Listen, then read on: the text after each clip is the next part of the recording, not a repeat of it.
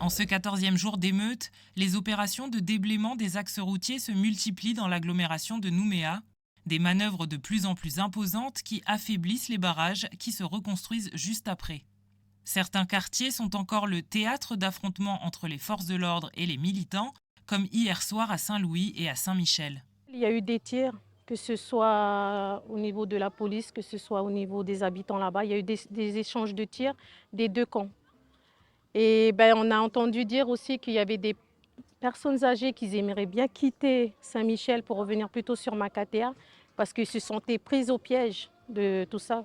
Moi, j'ai une petite de 3 ans qui avait toujours peur jusqu'à aujourd'hui. Elle a peur, elle se demande pourquoi les gendarmes sont là, pourquoi autant de dégâts. C'est vraiment difficile à expliquer à nos enfants tout ce qui se passe.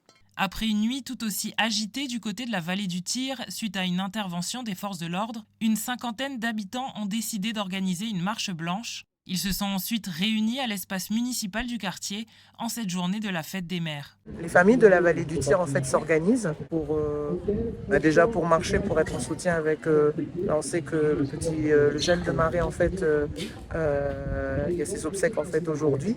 Donc les mamans ont décidé ben voilà, on va faire ça comme ça, on est en soutien avec la famille de Djibril, mais aussi toutes les autres familles endeuillées.